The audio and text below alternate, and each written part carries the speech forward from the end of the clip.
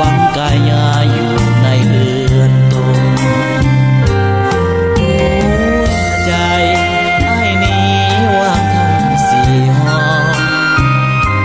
จะมอบให้น้องได้ของหากันสุขสมมีวางน้ำใจ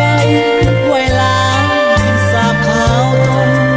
มีอ้อมแขนไว้แทนผ้าห่มเมื่อสายลมผ่านหิวเหือนกายนางเคยผ่านสายมาแล้วมากมายก็สร้างอายจะขอห้ามแต่นางฝากฝังชีวิตจนตาย